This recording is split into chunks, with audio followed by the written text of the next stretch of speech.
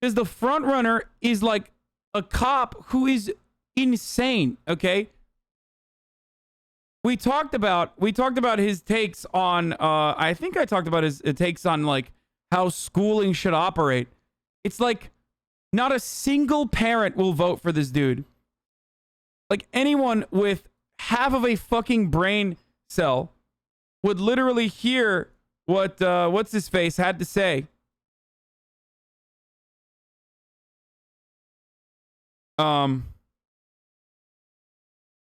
What's the other guy? The Green or whatever. I forgot his name already. God damn it. I haven't really been paying attention to the New York City mayoral race. It's so bad. Eric Adams, not Green. So, yeah. Eric Adams literally said we should just have more. Eric Adams, does anyone have the link to his take? Like, aside from him being like a crazy cop who said that he was going to bring back stop and frisk. That's the fucking front runner. He's literally like, stop and frisk is sick, dude.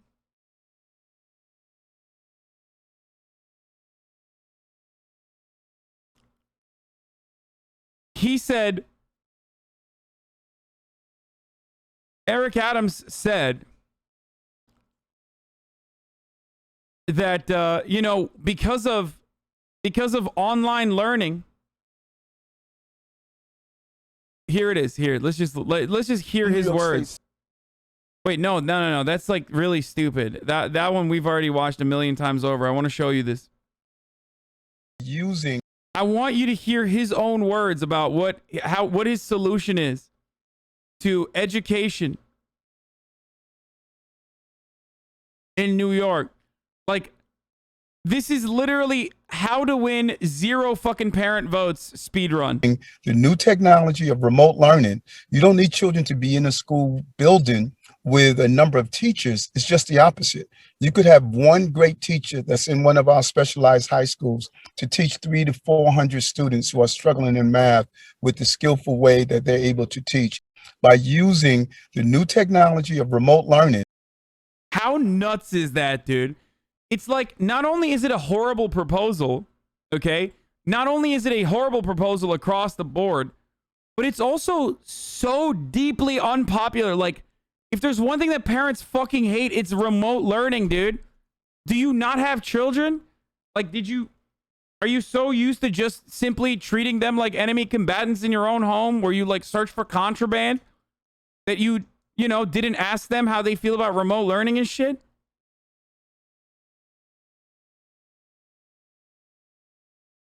Also, I don't know why he's doing this interview in his fucking limo, which I find to be hilarious as well. But like, any New York parent that hears this would be like, yeah, fuck this guy.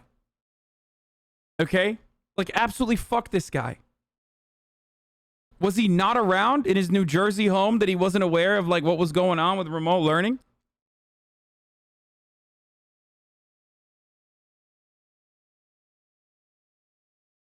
That's not the worst thing he said, though. I mean, there's also funny shit like this where he like teaches parents how to find contraband in your own home, which is hilarious. The worst part about the video is that he talks about the top of the hour ad break that's coming right now.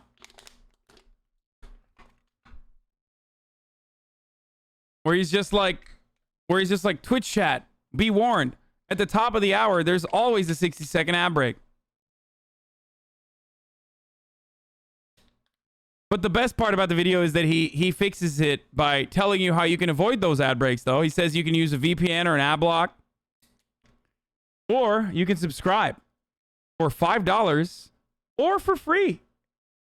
If you don't have $5, but you have an Amazon Prime account or you have a parent who has one, you can connect it to your Twitch to get one free subscription a month, Prime subscription a month with a Twitch Prime.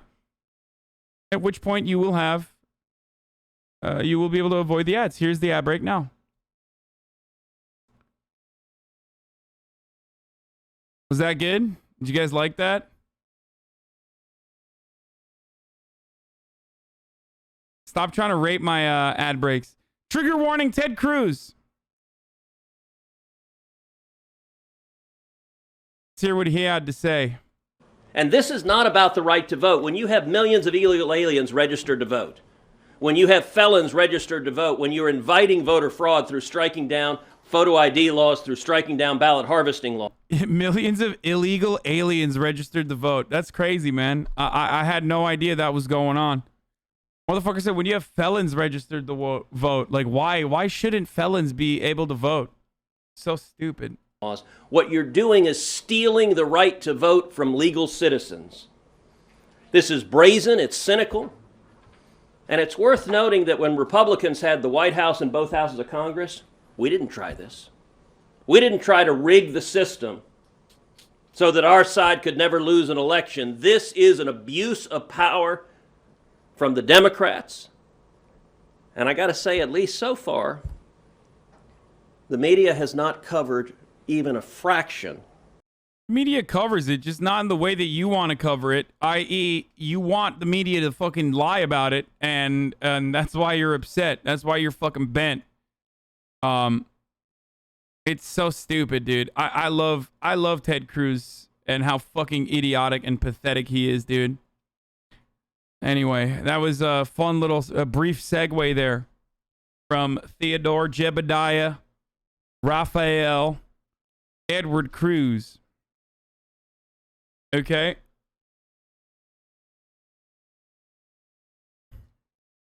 Do we have a limited amount of votes that these illegals are stealing?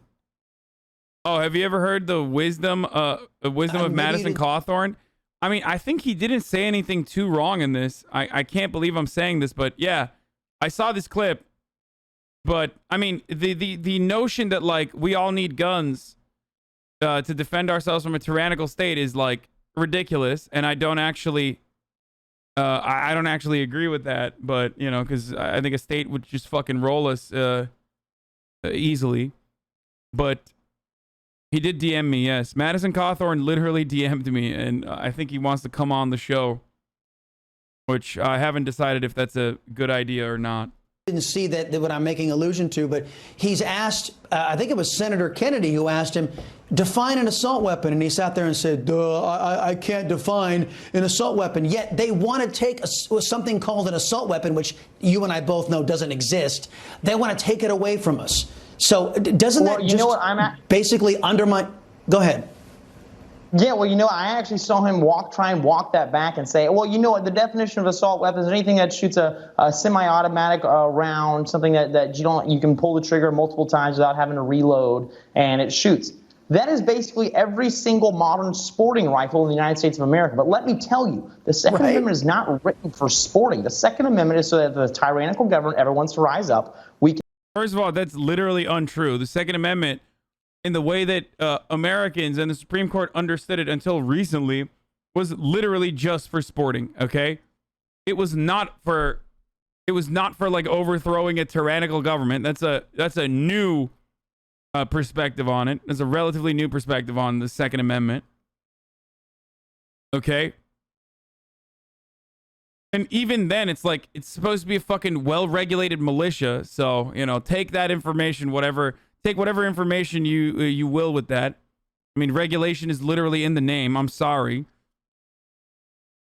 And lastly, the NRA, boys, the NRA was literally a hunting organization. It started as an organization in the North by a New York Times journalist to teach the softies up in the North to be able to use their guns appropriately during a civil war, okay, in the aftermath of the Civil War. Then it turned into a hunting organization. And for the longest time, it was just simply a hunting organization. And then it became special interest in like around the 1960s, became special interest to sell as many guns as possible and to make,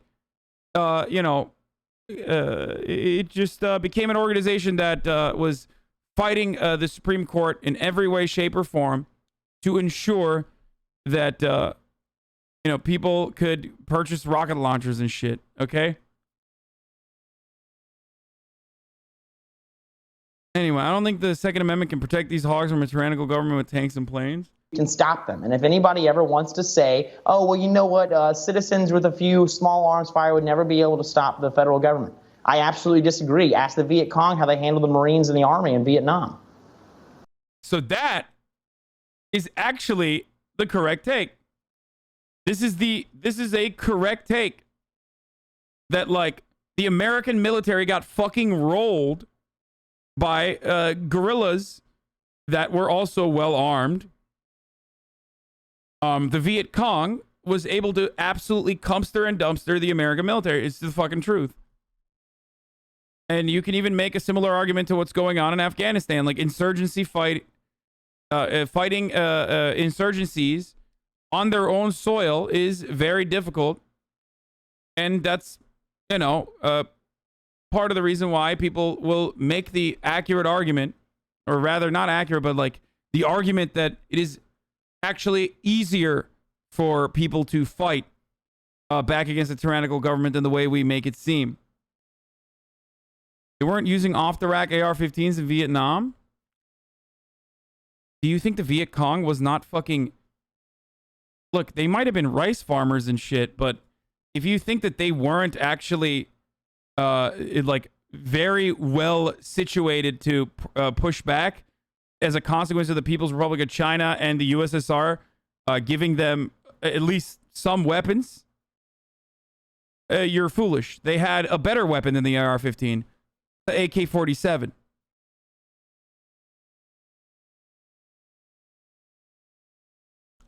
The MVA had hella military equipment and backed the VC. That's true. I know. That's what I'm saying. They were super fucking gunned up. Gun nerds are going to maul you for saying that. No real gun nerd is ever going to get mad at me for saying the AK-47 is one of the greatest weapons that has ever been created.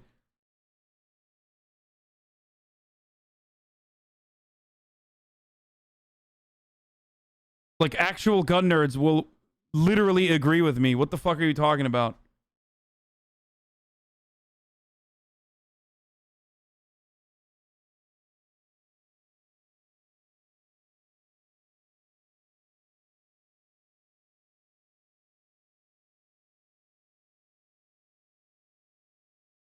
Real gun nerds fucking love AK-47s. What the fuck are you talking about?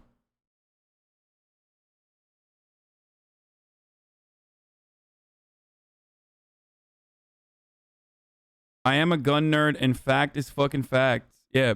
Gun nerds will objectively never shit on the AK-47's superiority as an indestructible, easy to fucking use, hard to jam weapon that like you can use in most terrain, in most combat most combat scenarios.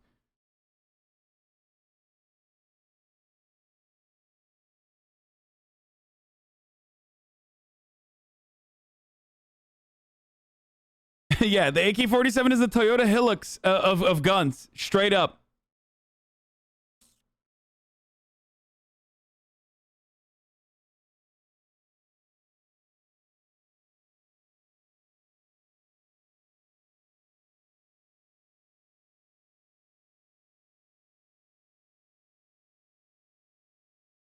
Gun nerds here who owns the M4 carbine, the AK-47 uses a higher caliber at 7.62 millimeters versus 5.56 millimeters. Also, the AR-15 and its variants need to be cleaned a lot. The AK variants can literally survive the worst conditions and still fire.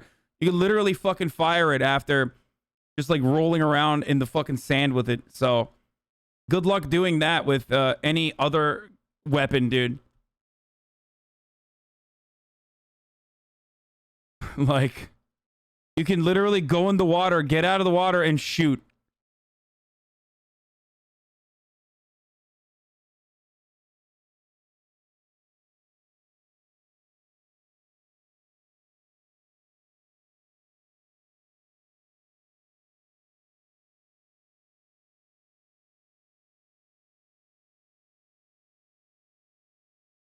Anyway.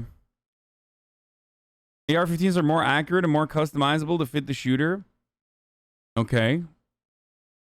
Like I just said, go roll around in the fucking modern AR-15s can do that too. No, modern AR-15s are still modern AR-15s are still fragile in comparison to the AK-47. Am I wrong about this? I thought modern AR-15s jam and shit. Like they are nowhere near. They're nowhere near as durable and as reliable in every single fucking situation as a AK-47 is.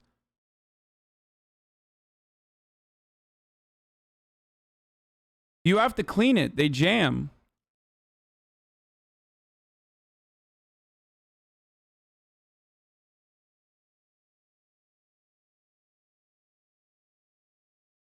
Anyway.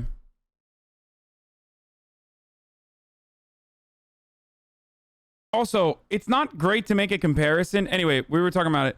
It's not great to make a comparison with like a state military going overseas to unfamiliar terrain and fighting an insurgency group that is like pretty fucking solidly armed and trained for the most part to fight in its own on its own territory, to Americans fighting other Americans on US soil with an organized government like murking fucking fat hogs. You know what I mean?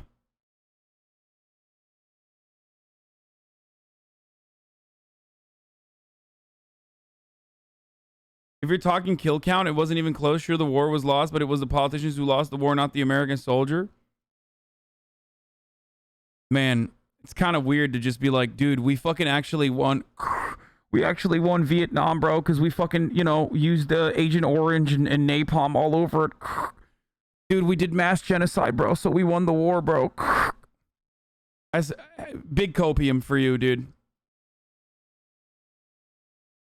No, dude, come on. We murdered more, dude. We won. Oh, God. Anyway.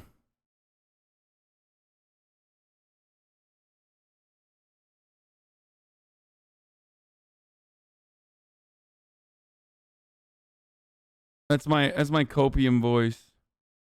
Gun myths. AK versus AR in snowy conditions. We are not. Прошел час времени, на улице минус 6 градусов. Попробуем, проверим, будет ли работать. Я взял вот такой инструмент стоматологический, очищу канал ствола в районе дульника, чтобы на всякий случай не произошло разрыва.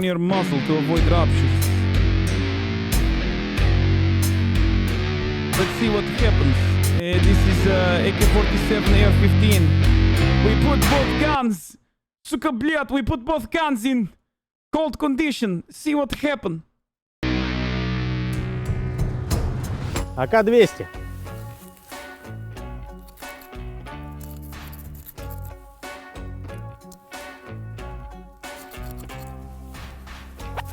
Предохранитель работает. Затвор. Holy Замерз. shit.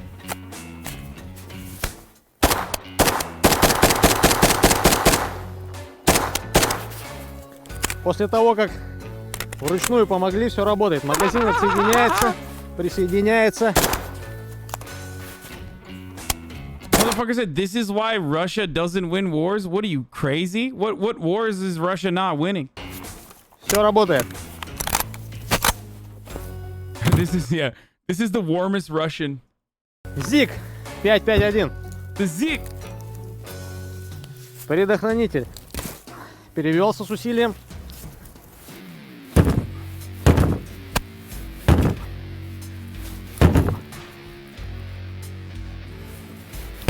Замерз. Oh, yeah. The Soviets lost World War II because more Russians died, dude. Yeah. Remember, that's how wars are won and lost. So everybody knows. Магазин отсоединяется, присоединяется. Russia literally wins wars exclusively with their weather conditions that are just unmanageable for the average person. Попробуем полить теплой водой. Возможно, замерз в районе газовой камеры.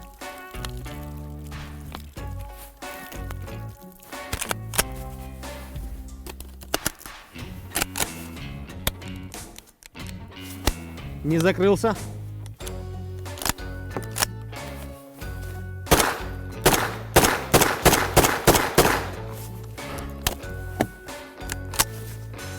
Заработал только после того, как прогрели. Бушмастер. The Bushmaster.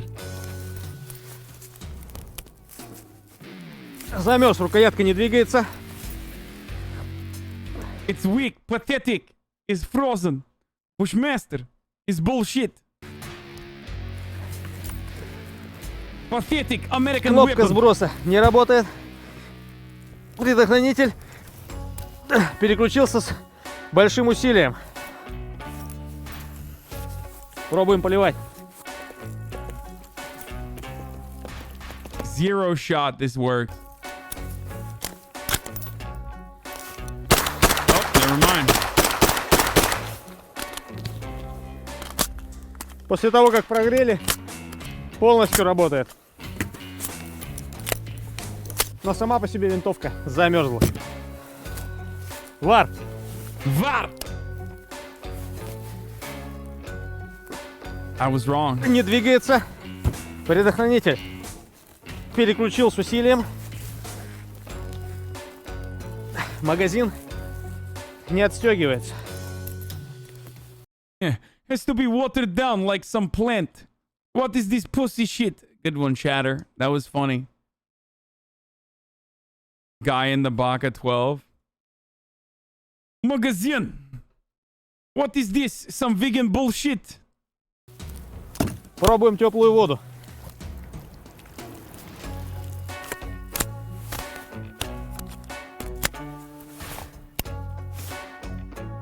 Выстрела нет.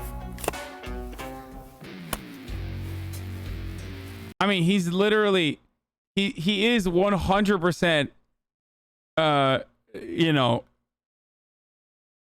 elaborating further and embellishing a little bit more when it's not like the AK for sure.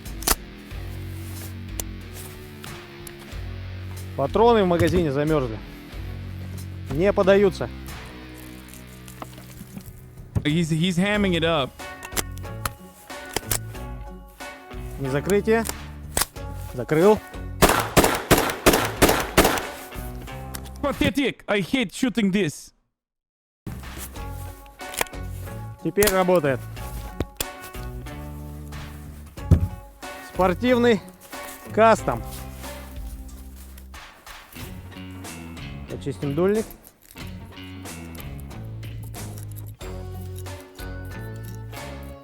I don't know, man. Cleaning the muzzle seems kind of a bitch.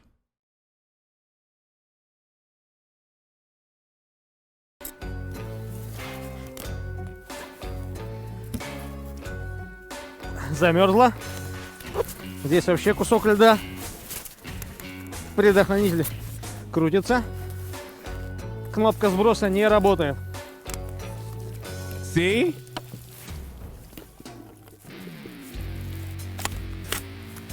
Не закрылась. Двойная подача.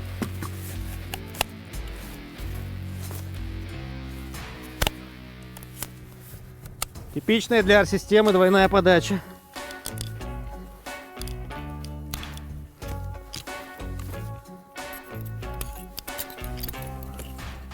Not good. Очень тяжело устранимая проблема. Достали. Здесь нет патронов больше. Возьму другой магазин. Вот этот, например. Работает.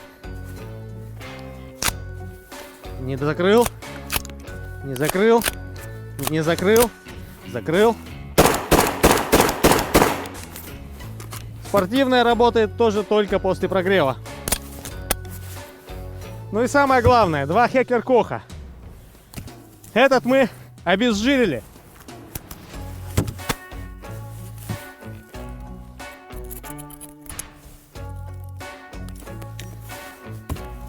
Помогло ли ему это?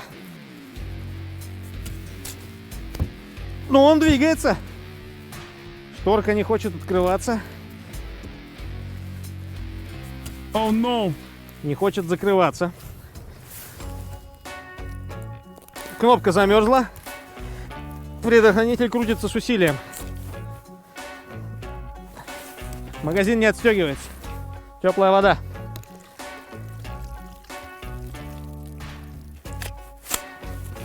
Вроде подал. Yeah, I mean, this is biased as fuck. It's literally made by AR-50 or AK, the guys who make Kalashnikovs. Like, it's by the Kalashnikov group.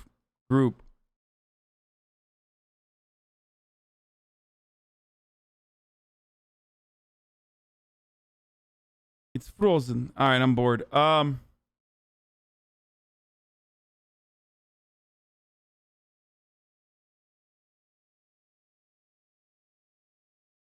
right, we're done. We're done. Oh god, gun nerds are just fucking weebs for murder, okay? The moment I started watching fucking gun videos, immediately they're like, here's 12 other gun videos that you have to watch. It's like, no, dude, okay? No. No, I'm not going to finish it. I don't care. I don't care. Shut up. Shut up. Shut up. Stop.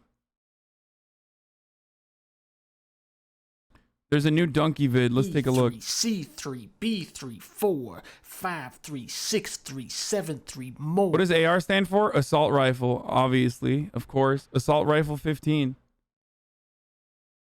No games this year. See you next year, everybody. Hello. Hi. Kojima kicked this one off by talking about 9/11, COVID, and Death Stranding, so it's all uphill from that point.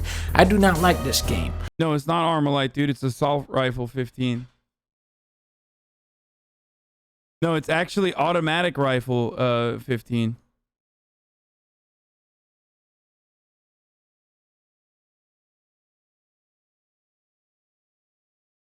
Yeah. Oh, is it attack rifle? Oh, that could be it too. It's definitely not Armalite though. I know that it's the truth. I thought it was assault rifle 15, but maybe it could be automatic rifle or attack rifle 15. Yeah.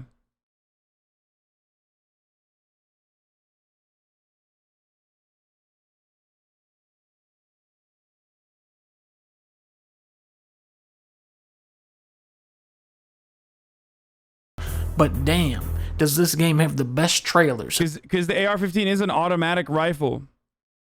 That's why they call it an automatic rifle 15. Everybody knows it's automatic.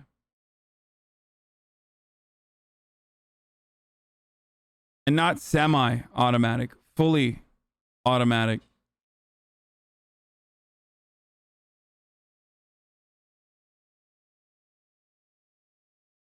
Everyone knows this. 15? Where does 15 come from? 1915, when it was the year. It's like COVID strains. 1915 is the year it was invented. Dude, just Google it. It's Armalite.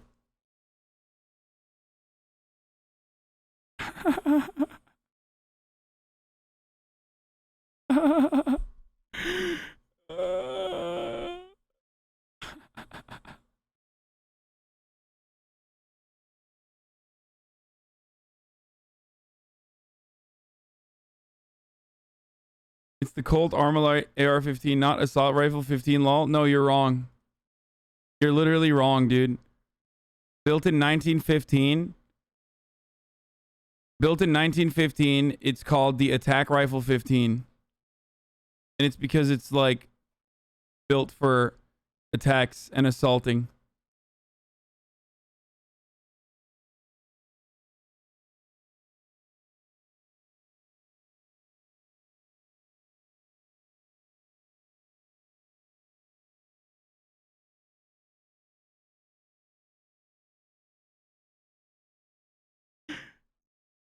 Nothing triggers gun weebs more than people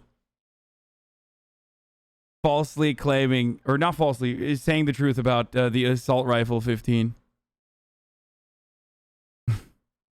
Of any video game. Yeah, how could it be Armalite rifle, boys? That would be AL-15. Thank you, Crotch Lick Me Off. It's just so right. Like, God, these guys are so stupid. Like they say AR stands for Armalite. It's like, no, then there would be fucking AL. Arma, A-L. Light. Dumbass. Ugh. So fucking annoying. Jeff. Oh, one more thing.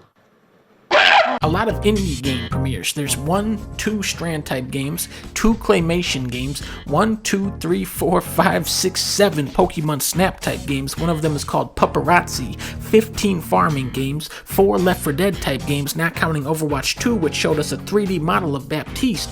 Blizzard, please don't tell me this is the only thing you made so far. There was 1, 2, 3, 4 video games where you make soup. Ladies and gentlemen, 4 soup type games. This is what video games is like now. Guardians of the Galaxy, you fight a fucking Jello cube. Oh, you don't think Jello is a good enemy? Well, that's why they put in a red Jello to fight also. Alfred Hitchcock's Vertigo is one of the best movies ever made. Alfred Hitchcock's Vertigo, the video game, is one of the most confusing announcements ever made. My only guess here is that they saw Persona 5 and were like, Persona? Next they're gonna make a fucking Clerks video game. Battlefield 2077 had one of the coolest trailers of E3. Everybody is seeing, the grapple hook, and they're seeing a dude drive an ATV off of a roof into a helicopter. People are getting hyped for this. They're getting excited, and I really do feel bad. I feel bad about having to ruin it for everybody, but I'm sorry, everybody. Saber and Prime Matter are working together on a new game in the Painkiller franchise. All right, very cool on that. They're doing a Fall Guys 2. They're doing a Far Cry 6. This game is extremely unpolitical. As a gamer, I always hate to see politics in video games. I hate to see developers use video games to comment on real-life issues or try to tell a story or be creative, and that's what's so great about Ubisoft as a company, is that they would never have the balls to do any of that. Fidel Castro, Ceausescu, and also Hitler. Gex of the Wild, Breath of the Wild, Elden Ring, Starfield. It was nice to see these games, but we didn't really learn much about them. Elden Ring comes out January, and you can summon enemies to fight for you. Miyazaki is really talking up the freedom and variety of its combat, which is not something I associate with From Software's games. Because their games are so difficult and punishing, it really discourages you from experimenting. But I do think these guys get better with every game, and I hope that they can step out of the shadow of Dark Souls and create something new and fresh. Starfield is a space game, okay, and Zelda is coming out next year. The trailer they showed was like, bitch, it's Zelda. We don't even need to sell you on this. That's not Zelda. I mean, that's not Link. That's Ganon, right? I unintentionally made that. I wasn't supposed to. I was trying to say that that's not Link. Says you've only played Breath of the Wild. That's true. I'm not like I like it a lot. It's Zelda. We don't even need to sell you on this. It seems like the main hooks of the sequel are going to be aerial traversal and also time travel. They don't really showcase it much, but it seems like you can rewind time in this game. Mario and Rabbids, Sparks of Hope. Mario and Rabbids really snuck up on me and ended up being the best game Ubisoft has put out since Rayman Legends in 2013. You had a beautiful soundtrack by Grant Kirkhope, fancy cutscenes, the combat was strategic and satisfying, and you could fight a giant rabid Donkey Kong. However, I feel like all of these tactical games got the volume turned down on them when Into the Breach came out. This game just perfected that style of gameplay by eliminating all of the wheel spinning the genre is plagued by. Just like Zelda and open world games, I think it's going to take a while for everyone else to catch up. Jeff Goldblum. Thank you so much, Joffrey or Joffrey or What the Joffrey or sorry, I think it's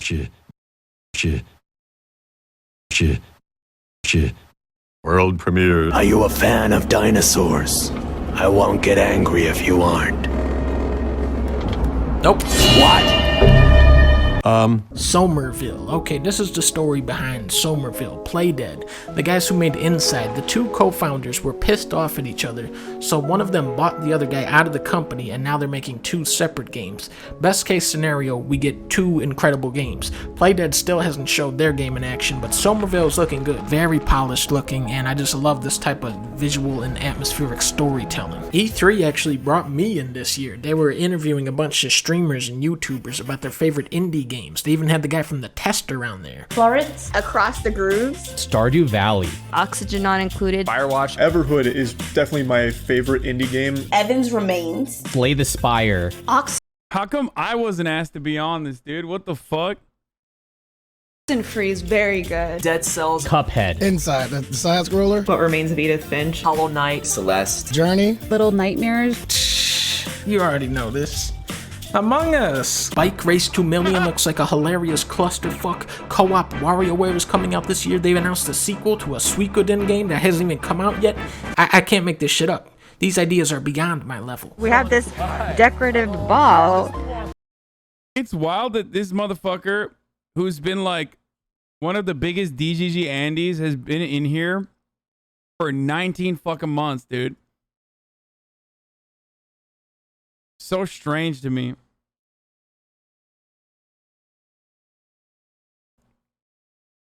Voila! Congratulations, Dragon Quest 35th anniversary. That was a wonderful decorative ball with a great banner. Dragon Quest 3 looks pretty cool. Dragon Quest 12 is fucking evil, and apparently it's not turn-based either. Psychonauts 2 is finally coming. I have to defend you in other chats against them? Wait, really? He just like literally fucking sits around and shits on me in other people's chats? What a fucking weirdo. What's my favorite indie game? RTBA, yes. Such a fucking, I mean, that kind of basically summarizes the fucking weirdos. I wish that was the weirdest thing about him. No, he's like a fucking tentacle porn Andy too, right? Coming out in August. Oh. Halo Infinite. Oh boy. Well, the director of Halo Infinite left the game, so they brought in someone else. My favorite indie game would be Hades. That's it. And then that person left. What is happening behind the scenes with this game? But Xbox made a power play during E3, and they said Halo Infinite multiplayer will be free. That is awesome, and I feel like EA really needs to follow suit with Battlefield. It also says Xbox thinks we'll pay full price for the single player of Halo Infinite, which a lot of people probably won't. A couple weeks before E3, there was rumors that Nintendo was working on a new Donkey Kong game, and I think that somebody got confused. Nintendo skipped 4 and went straight to Metroid 5. This was the big reveal of E3 to me. Samus Returns had a lot of cool ideas, and here is the perfect opportunity. I kind of find it unacceptable.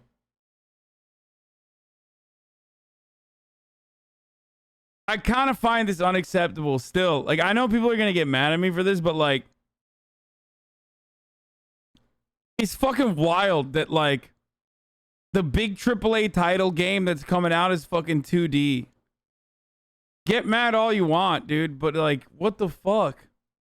And it's been coming out for like, what, 20 fucking years? To perfect them. I definitely prefer the 2D Metroid games, and I hope this can give Silksong and Prime 4 a run for their money. Then Tekken showed up and threw Ganondorf into a volcano.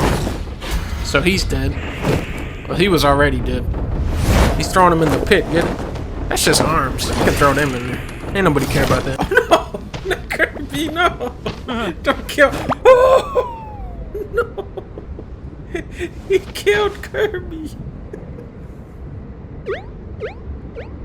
Square Enix, the masterminds behind Balan Wonderworld, showed off Final Fantasy 16 a while back, and it was very weird because they showed a trailer for Final Fantasy, but I didn't feel secondhand embarrassment for RPG fans while watching it. Thankfully, Square rectified this at this year's E3. I'm here to kill Chaos. That's my mission. Looks like Chaos has been waiting for us. I only know one thing. That shit was so bad that I literally thought that I came up with the opinion that, Japanese devs actually are doing this to troll American audiences. Want to kill chaos. You sure chaos is here? This is the shrine of chaos. Like, there's no shot. Chaos. And who are you? We're here to kill. Oh, no, I think this is sick. I think this game is going to be sick. I just still think that the voiceover is, like, insane. And the dialogue is so bad. Kill chaos. Chaos. Chaos.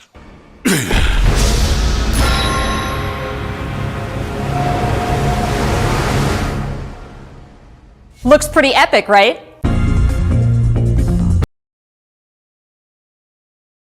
Play the demo is pretty great, honestly. Just ship VA.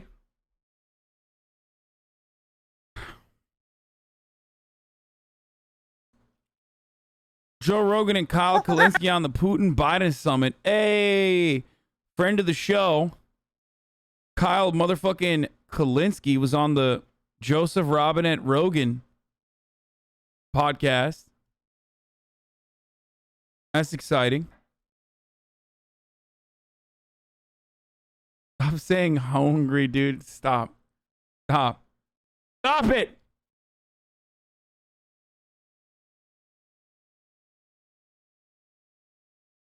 The Joe Rogan experience. But Joe Biden owns Come On Man now. That is true. He really does. Come on, man. Crystal was just showing me a video that he flipped out at some reporter today. Did you see this? He's at this summit with Putin, and Biden lost his shit. He was asked a question that he didn't like. He turned around and started yelling. I love when Kyle goes on Joe Rogan because it is the closest I and all of you will ever get to like hearing takes that are very similar to mine on the Joe Rogan show. Like, this is the only time you will ever get there. Like, that's it. It will not be closer than this. Yelling? No. Yeah, no. He was very cranky old man status in this. Dude, I think it's from Fox News, Jamie, if you want to show Joe that. He's legitimately falling apart, and it's really sad. You know what's really weird, though, is the media's... First of all, the left-wing media completely ignoring how odd it is the way he behaves. Like the one 9-year-old girl that was sitting there with her legs crossed, like, look at her over there, look at her. Oh my God. Dude, I'm actually mad that like we don't hear more Joe Bidenisms. Like, am I alone in this? I feel like that's Joe Biden at his best. Like, I personally want more Joe Bidenism. Left-wing media, by the way. Who's left-wing media, dog? What the fuck?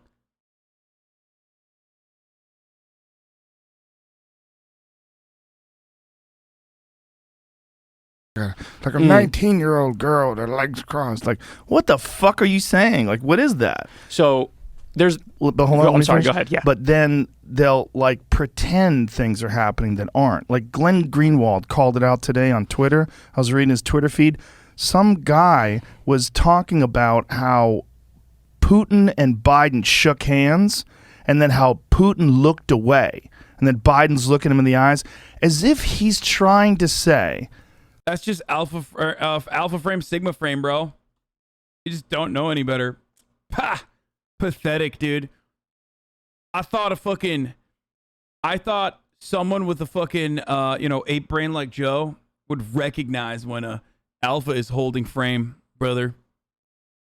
Real pathetic beta behavior from Joe. Sorry. Joe Biden is sigma. He's breaking Putin's frame right now by doing that.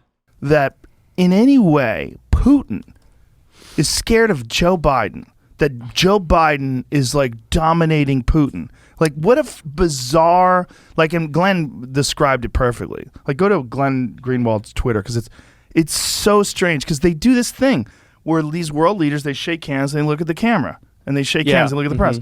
And so in that moment, Biden had forgotten to look at the press. And he's making it seem like Biden's staring him down. He's showing him what a real man's like. It's like a bizarre fantasy, like almost like a pro wrestling thing. Like, you know that you can't possibly believe what you're saying is true. That Putin, who's a fucking straight up killer, literally, and a judo black belt, Who's the fucking head of... Dude, that's such a Rogan take.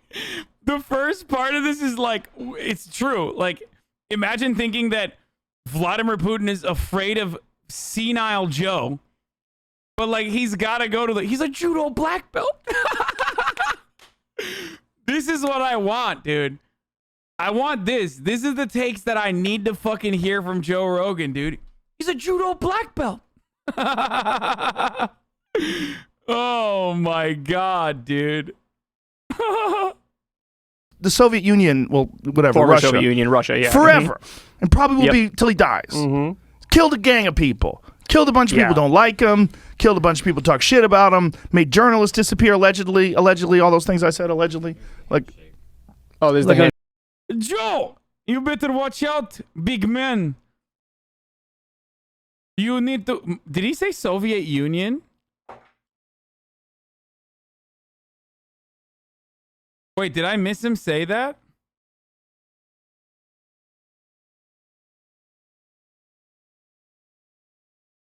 Oh, I missed Russia, Soviet Union, whatever. Handshake one, okay. Look, they look at each other, shaking the eye, and then Putin looks away to the press. And they're making something out of that. Imagine, look at this, but look at this. Look, scroll up, please. Yeah, look at the way scroll. No, where you had it, so I could see it. Just no worries. Biden looked Putin in the eye. Putin immediately looked away. What? But go to Greenwald. Dude, what the fuck, dude? This is so fucking stupid, dude. You're literally... Oh, people that do this, like, this is literally incel theory, but from a liberal point of view. Walls, because the way he covered it is hilarious. The way Greenwald made fun of him. Well, if you go click show this thread. So scroll down there. Scroll right there. Nope, back right there. The obsession over who squeezed whose hands hardest, who led. I guess he meant let go. Who let go first of the grip? Whose body language shows masculine authority and whose shows submission? It's fucking demented. A bunch of liberal professionals not allowed to speak this way except here. So true. That's exactly what it is. He said Joe Biden can barely complete a sentence. Half the time he drifts off in the middle of his words. He's constantly bowing his head and muttering about how he'll get in trouble if he continues. Nobody is fucking afraid of him. Stop feeding liberal hordes this warped. Yeah, this is a non-issue, chat. Not all of them have to be.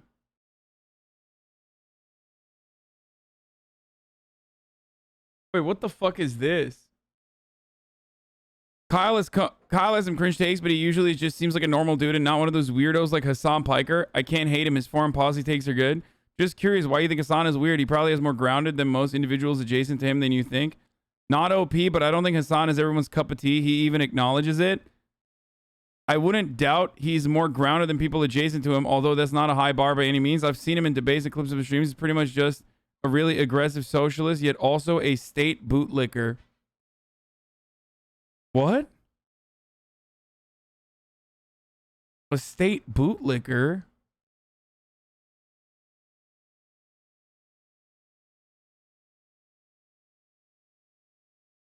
I'm a state bootlicker? What does that mean? How am I a state bootlicker?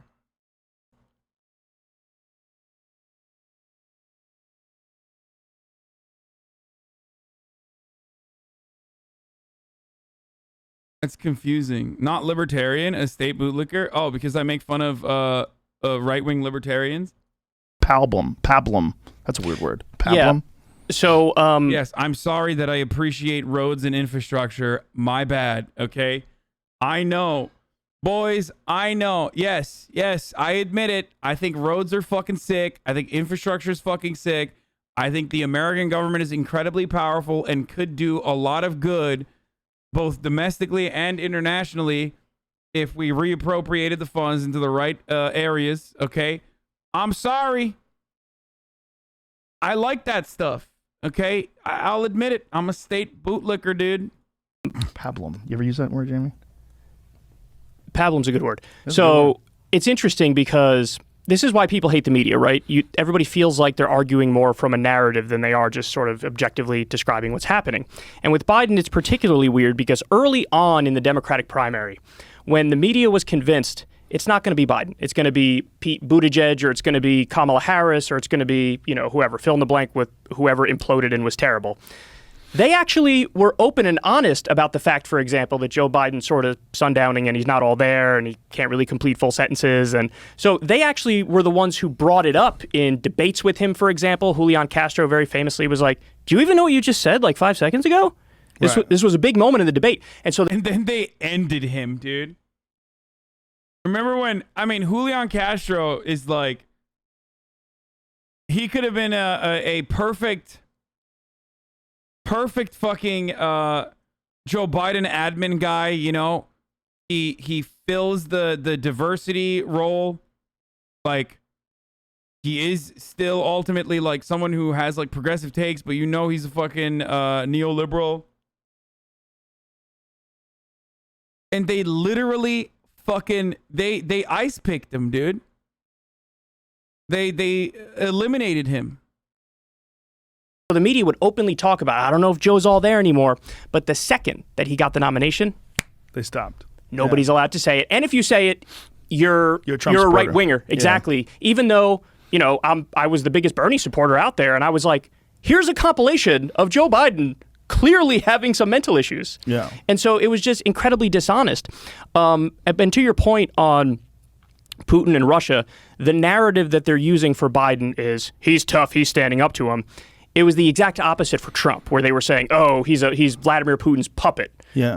And they're actually incorrect for both of those things. So in terms of what Trump was doing, Trump bombed Syria, who's Russia's top ally. Trump rejected this pipeline called the Nord Stream pipeline, which would have greatly helped Russia. Trump armed Ukrainian rebels on the ground who are fighting Russia. Trump did a NATO buildup on Russia's border. Now, I don't agree with those policies, but those policies are incredibly hawkish and raise tensions with Russia. Now, in the case of Biden, Biden actually just approved the Nord Stream 2 pipeline, which is a pipeline that's going to greatly help Russia because it makes it so that Russian oil and gas is going to be used in Germany now. I think that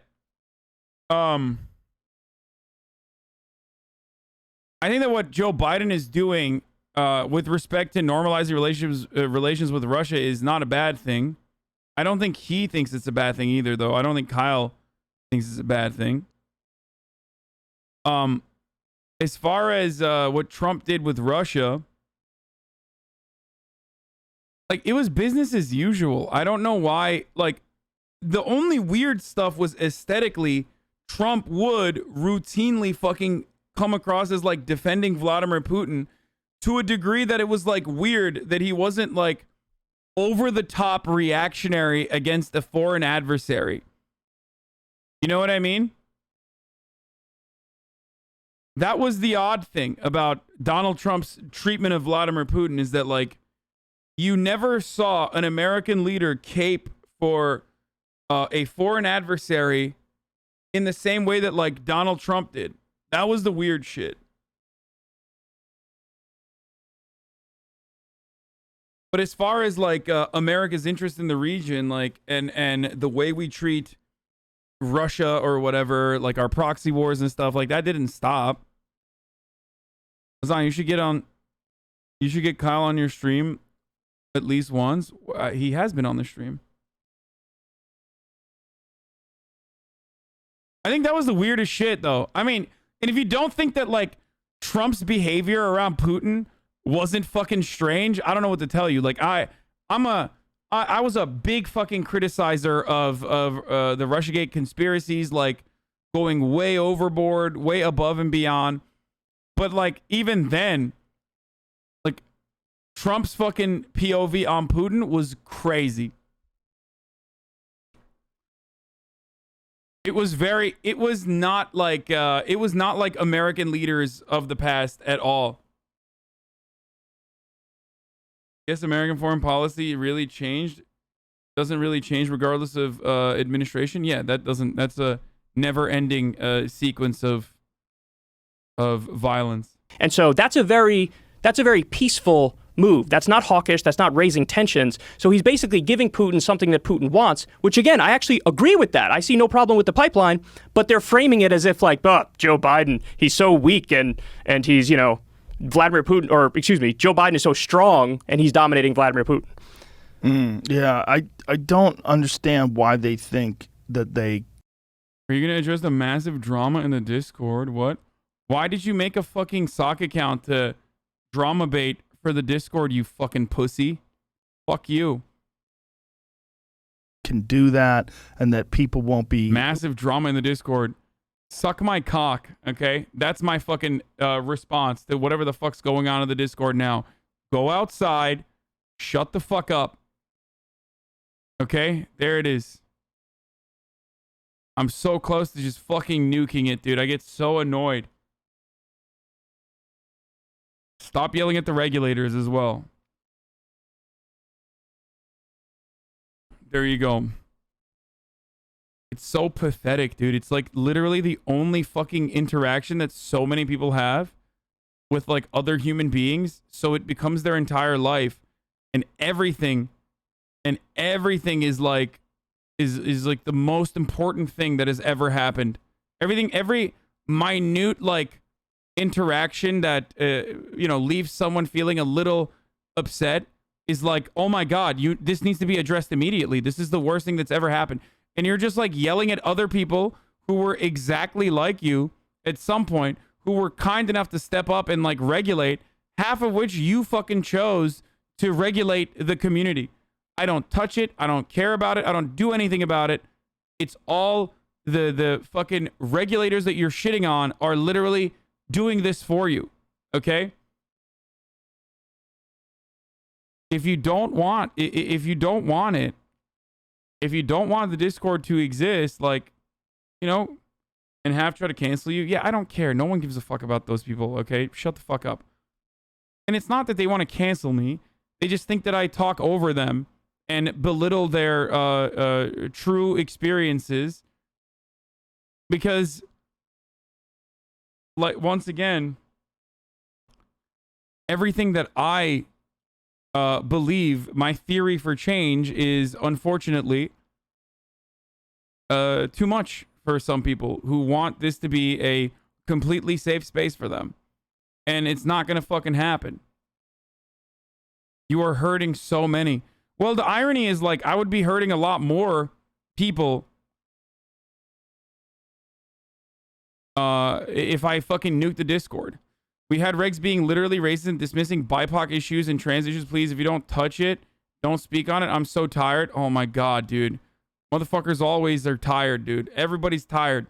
Go to sleep then, okay? It's so cringe because, like, everybody fucking gets into their own, like, everybody wants fucking, like,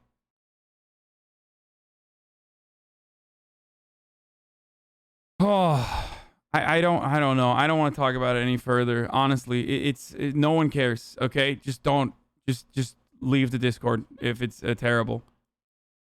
I can't even turn the Discord into a sub only Discord now because most of the toxic motherfuckers are subs, like long-term subs too, who develop more and more expectations.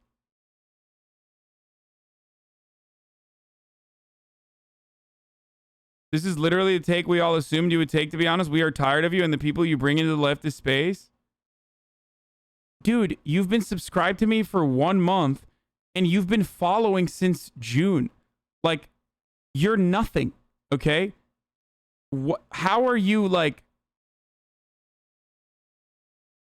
what is this? Following since yesterday, Andy over here being like, we're so tired of you. I realize I'm 26 and I can't handle the small subset of your Discord. It's actual trash and these people refuse to leave and make it awful for 80% of the people who are cool and enjoy the community. Yeah, I don't know how to purge them. Like, I would. I straight up would. I mean, you guys know I tell the regulators all the time, purge everyone you want.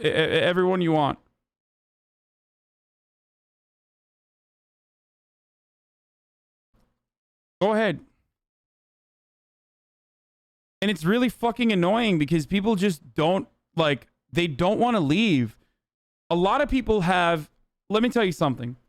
A lot of people have expectations, and those expectations get more and more like hyper focused, and they don't see the greater good in having like a leftist space that is accommodating, but also still accommodating to people who don't fully understand certain concepts. Like, we all as leftists recognize that we live under a white supremacist, heteronormative, patriarchal system that churns out these like very rigid understanding